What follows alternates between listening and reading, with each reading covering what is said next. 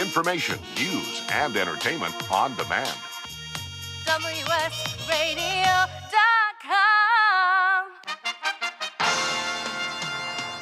Accomplishment Coaching is proud to present the following fine programming. Accomplishment Coaching, where coaches lead and leaders coach.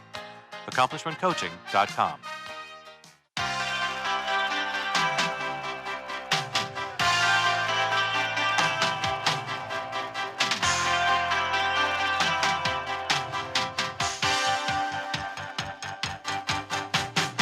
Welcome to WS Radio's Business Spotlight Show. Thanks for tuning in. I'm Wade Taylor, and on today's show, we're shining our spotlight on the United Way. It is a venerable institution, well trusted in communities across the U.S., and I encourage you to learn more about them. Open up a browser window right now and go to uwsd.org. uwsd.org, because that's specifically for the United Way of San Diego. And I have the good fortune of being joined on today's show by Nancy Sasaki. She is the CEO of the United Way of San Diego County. Welcome to the microphone, Nancy. Thank you, Wade. It's good to be here. I do appreciate you joining in the show. And, you know, the United Way, as I mentioned, is a venerable and well-trusted organization in our communities across the nation. And I was amazed to find out that you guys are celebrating your 100th anniversary. So congratulations on that milestone. Thank you so much. It is really an incredible milestone to be reaching 100 years in one community, serving the community, meeting the community need, but also just adapting to the changes that are happening, 20 years ago in 1920, the things that were happening then are very different than the things that are happening now, and especially in this crisis situation. But United Way is always there to help the community, to distribute funds, to support those that are in need. Yeah, and just an unfortunate parallel that we'll talk a little bit about in a moment, but that was shortly after the Spanish flu pandemic of 1918, and, we're getting an echo of that these days. And like you said, the world has so changed. Cars were new to the scene back then. The right to vote was just slowly being expanded. There was no internet, no computers, none of this high-tech stuff that we're immersed in today. But the one thing that there was back then that there is now was family. And as I understand, the United Way has always had a commitment to family. Absolutely, and families, and especially those that are in need. And sometimes that definition has changed in terms of who was in need. There have been times when it was refugees. There have been times that it was low-wage workers. There have been times that it's the people that don't make enough money to live in our community that we know, costs a lot to be here in San Diego.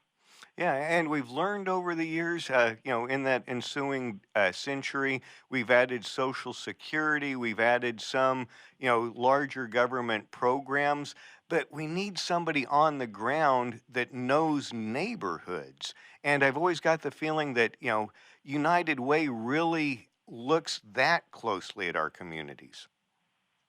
Absolutely, and it is really about being in the community, being able to listen to people that are residing in the community as well as the organizations that are working with them to be able to get the different perspectives. So many times, and especially in this particular time right now, but many times, once you start talking to people, you get such a different sense of what their needs are and what their struggles are and what they're challenged with in their day-to-day lives. And it can be, and usually is, very different than my own day-to-day living, and the challenges that I face are certainly nothing in comparison to some people that live in our community and are really a strength of our backbone.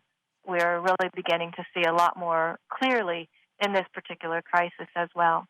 Oh, yes. The appreciation is renewed for those people that are doing the fundamental jobs of cooking, cleaning, and providing for our food resources. That's, the group that we can't live without, but often those are some of the lowest paying jobs. and just typically were underappreciated. Now, I do want to touch upon real quick. You guys had a celebration back on January 16th. Tell us a little bit. This is kind of the pre COVID awareness, but tell us a little bit about the activity that happened then, some of the sponsors and groups that are affiliated. Just share us a little taste of that celebration that you guys did have the chance to have. Wade, that seems like it was so long ago now. But in January, as we kicked off our centennial year, this 2020, it was a plan to celebrate something each month and to be able to highlight the work that United Way has done in our community, but also to highlight the needs in the community throughout the year. So January was our kickoff event. It was to get people that have been involved with United Way over the years. We had past CEOs, we had past board chairs, we had past staff that had worked with us. And what was really fun about that event at the History Center in Balboa Park was to see people reconnect, people that hadn't seen each other, a CEO that worked with a particular board chair and they had lost touch, and staff who had worked with other CEOs, and just watching them reconnect and talk about the history and the challenges that they faced at the time, and just celebrating the kickoff to 2020 and what we thought was going to be this month-by-month exciting time to celebrate and to highlight and to just bring people together in the community to address the needs. So it was a fun event. It was great to have everybody together, and boy, have times changed. Yeah, yeah. The economy on a certain level did appear to be going just fine, but when you get down into the weeds of what's actually happening on the street, there was a level of need still that you guys are out fulfilling. But boy, howdy, has that need grown. I would like to give you a moment, though, as we're thinking about the celebration, about everybody that supported it over the years. But you do have people supporting it now. Are there any sponsors? And I know there's too numerable people for you to mention everybody that is sharing their heart, soul, wealth, and activities with the United Way. But are there a handful that you'd like to recognize given the opportunity? You're right. We have such a large group of people who are supporting us. And I think one of the things that United Way has been known for over the years is our workplace campaigns and the way that we have been able to uniquely partner with many of the businesses here in our community. Solar Turbines has been one of the outstanding long-term partners. Hunter Industries has been another one. The Airport Authority. I mean, they really do cross across a lot of different industries and people that bring together the companies that bring together their employees to give back to the community and trust United Way to be able to do that work. And back in January, we were really thinking about all the work we were doing around education and making sure that we could close the gap in the inequities that kids find themselves in and their learning milestones. And there's so many people, especially in the business community, who believe that we have to have a strong education system and outcomes for our kids so that because they're the future employees, right?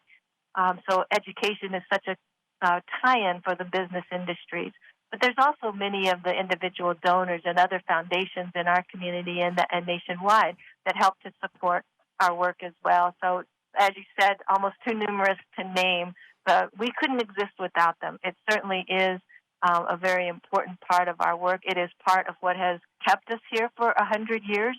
When we looked back in 1920 and the amount of money that was given at that time actually equaled something like $20 million in today's dollars. So that's how generous the community has always been in addressing the needs of their co-residents, right, in San Diego County. All of our friends and neighbors. And so let me take the opportunity to again remind people you can open up a browser window right now, go to uwsd.org and see all the great things that they're doing, all the great initiatives that Nancy Saseski is leading, and perhaps volunteer, donate. We're going to talk about those links towards the end of the conversation, but no harm in starting to take a look at it now. Nancy, you'd mentioned about the businesses and the workforce partnerships. So let's use that as an opportunity to segue into a program that you guys are really ramping up right now, which is a workers' assistance initiative. Correct. Yes, the Worker Assistance Initiative was really our response to this crazy pandemic that we're dealing with and the impact that it's having on our community, and working in partnership with SDG&E, with Nathan Fletcher's office in the County of San Diego, as well as the Labor Council, the San Diego Foundation, and United Way, as we kicked this off and started doing some fundraising and thinking at that time, we could help low-wage workers who were getting laid off from their work, as the tourist industry, which is so critical to our community, was beginning to shut down. People were getting laid off from their jobs. Little did we know how widespread that would be, but our Workers Assistance Initiative is designed to help low-wage workers who have lost their jobs with their rent, mortgage, and their utilities. What has been really exciting is that SDG&E has really stepped up as a partner. We had a program already existing with them called Neighbor to Neighbor that helps people who have fallen behind on their gas and electric bills. And SDG&E beefed that program up with more money so that we could be more responsive in helping people now, before they fall behind on their bills, to keep up with the bills. Because we know, you can't get things shut off. You can't get kicked out of your house right now if you don't pay your rent or your mortgage. You can't get kicked out. But when we come out of this, those bills are going to be due. And so it's really critical, especially for just people's well-being, mental health, mindfulness, whatever you want to call it, to know that those bills have been taken care of already. And so we set up this fund in order to help people. We were inundated with applications, and in fact, the need has far out exceeded the amount of money that has been coming in, which is going to be a challenge for us. But we're also seeing that now with the Federal Stimulus Act, the CARES Act, where people are getting the stimulus check, and they're also getting an expanded unemployment insurance money. That's going to change the definition of who's in need. So that's why, as we were talking earlier about how important it is to be in the community and being able to find out, what is going on, who is in need, who's still going to be left out, what are their needs, how do we respond to that? It's so critical to being able to be effective in the way that we release funds into the community, that we are, in fact, addressing the needs of those that are most in need, that won't get the support from the federal government. And you'd be surprised at who some of those people are. Some of them are actually college students who maybe were working in an internship on campus, but being claimed under their parents' tax returns, they aren't eligible. They didn't file a tax return. They're claimed under their parents. Their parents won't get a bonus check for the kids because they're over the age of 18. So they're left out, and yet there's still an expense for them to be living with their parents and the support that they need. Some of the disabled community find themselves in that same predicament, where they are not eligible for any of these funds. Some of the refugees in our community may not be eligible for these funds. So it's really important that through our connections in the community that we identify who's really in need, who gets left out, so we can continue to support and lift them up, so that we can address not only those financial needs in terms of rent, mortgage, and their utility bills, but that goes a long way for just helping people feel like they're really whole people and that they don't have this stress and the burden of trying to pay those bills when and if we get back to work and when and if they are hired. Yeah, there's a lot of questions about what that future looks like. Yeah, we're going to see how it unfolds, but let me again stress the value of the United Way in that 100 years of you guys ingraining yourself in the community. So when something like this happens, it isn't a from the scratch learning process. You guys already have relationships. You've got a good feel for what's going on the ground, which obviously we're going to need to get more information. But again, just having an institution like the United Way that's already there waiting to help is just going to accelerate that helping process. And let me also congratulate you guys on your track record. 93% of funds raised go straight back to the low-wage workers. You guys are truly Absolutely. taking these donations and putting them where they are going to have the greatest impact. In a time of need, especially in this type of a crisis situation, that's the imperative. That's where people are giving their money. They want to see that there are people that are less fortunate that have an opportunity to be helped and supported in what their needs are. And I think it's just in the integrity of the organization for us to do as much as possible and giving as much as possible back to the community. And so, as you talked about being able to be responsive, we certainly have been able to in terms of our connections in the community and knowing that. But it is a lot of work to stand up a very immediate kind of responsive program like the Worker Assistance Initiative, and the cost and the time that it takes to do that and try to get it up and running as quickly as possible, because people were in need as of like mid-March, right? That's when the tourist industry really started to get hit, when hotels and conventions were not being booked or being canceled, and people were getting laid off at that time. So, they need relief and they need funds and they need food, fairly quickly and fairly immediately. So it's been an interesting process for me to be a part of, but something I'm so proud of our staff and all of the people that support us in helping us get this going. Yeah, you guys are really a force multiplier. What it kind of reminds me of is, say, at World War II, when we needed to spin up an army. Fundamentally, what they did was took everybody that was already in the army, and you guys now become the leaders. And then we're going to backfill with the recruits, all the, groundwork.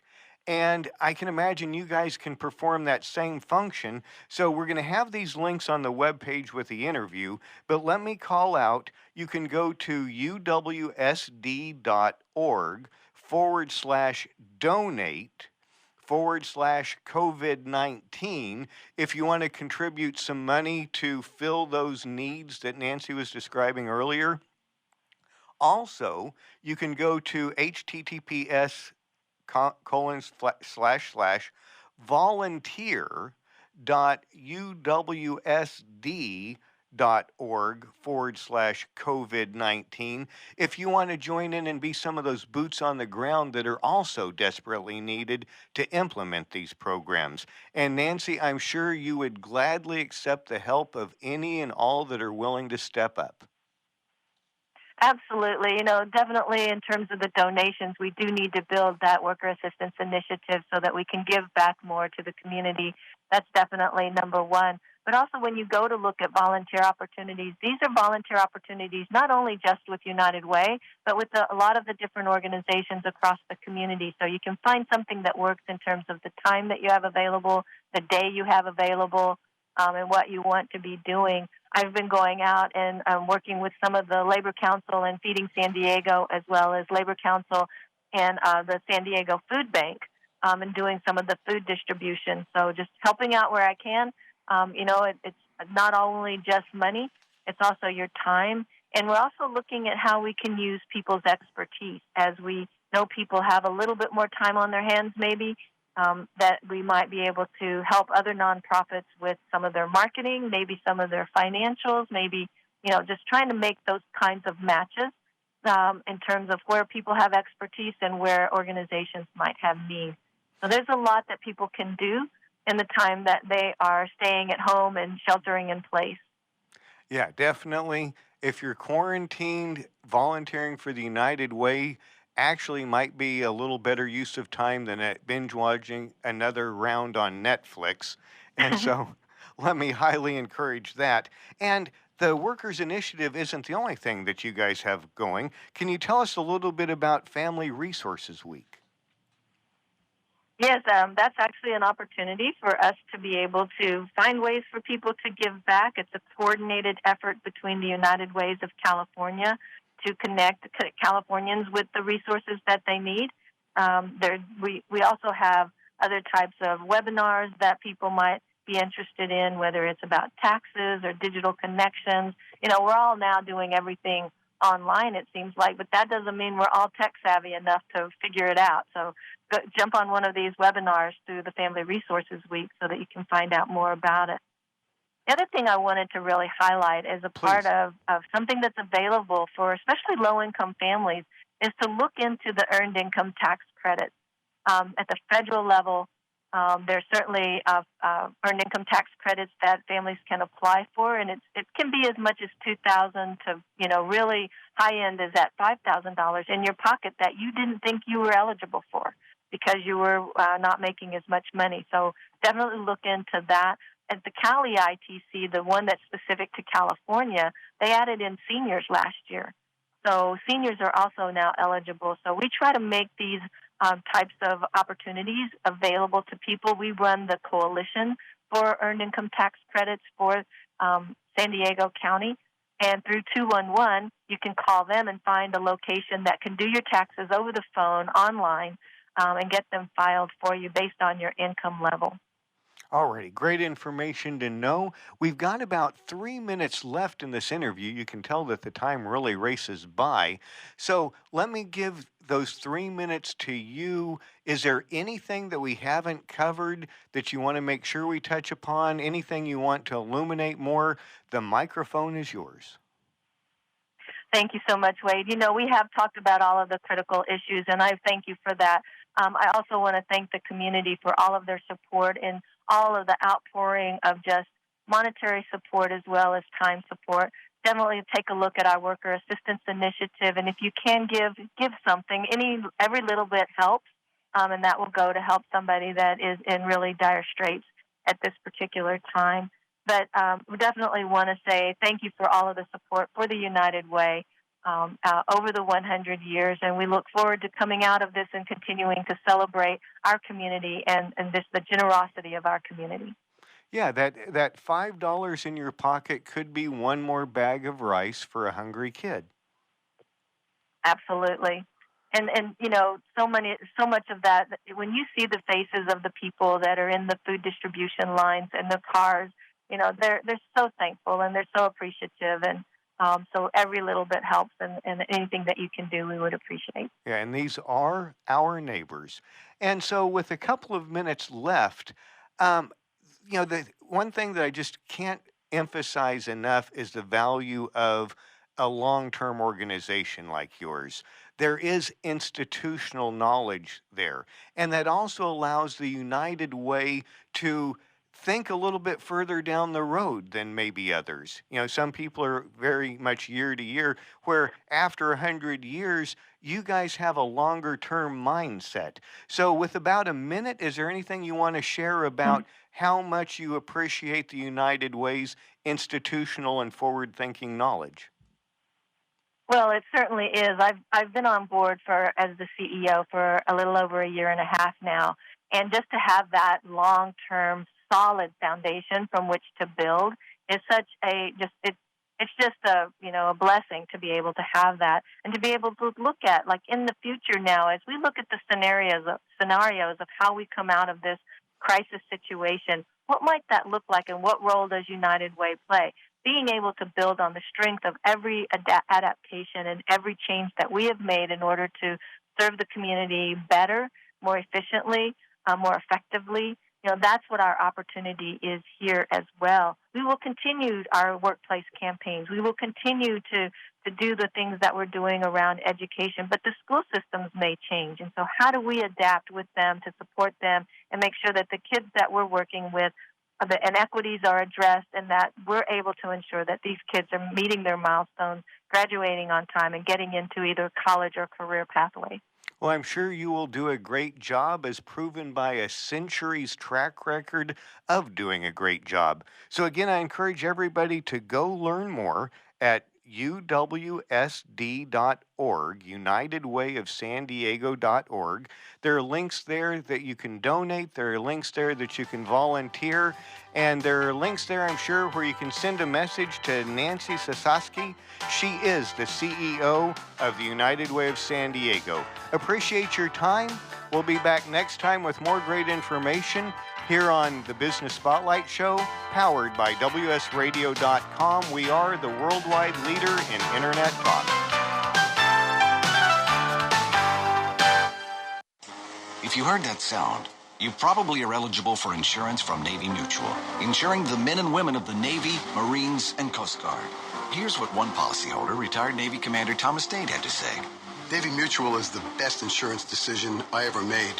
I wish you had a savings plan available that earned the rates my Navy Mutual insurance has been earning. Navy Mutual Aid Association, started by military members in 1879, serves active, reserve, and retired military today. Navy Mutual honors our military by providing them affordable life insurance with the features they need without fine print, sales fees, or military service restrictions. Value, integrity, trust, and stability are the cornerstones on which our commitment to you and your loved ones are built. Call Navy Mutual at 1-800-628-6011 or NavyMutual.org for your personal life insurance plan consultation. 1-800-628-6011 or NavyMutual.org. Navy Mutual, insuring those who serve. On the internet, your business's reputation can be unjustly destroyed in an instant. Don't wait for that to happen. Building and marketing your 5-star reputation can increase your business by as much as 19%. Take control of your reputation and have the 5-star reputation you deserve with Reputation Marketing Solutions by DSI Development. Become the go-to company by visiting 5starrepmarketing.com. The number 5starrepmarketing.com. One person has the power to change the world, impact millions of lives, and leave a legacy for lifetimes to come. That person is you. In the New York Times bestseller, What is Your What?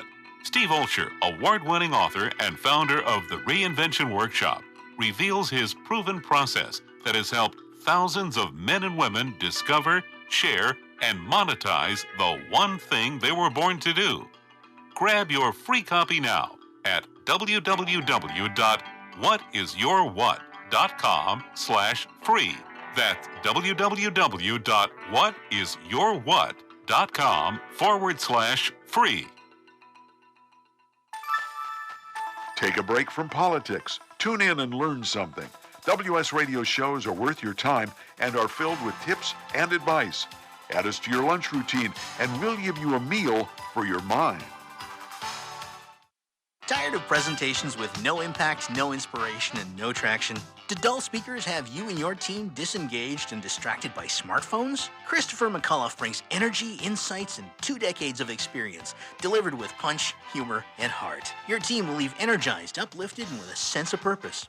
Visit ChristopherMcAuliffe.com to bring some heat to your next speaking engagement. McAuliffe. ChristopherMcAuliffe.com.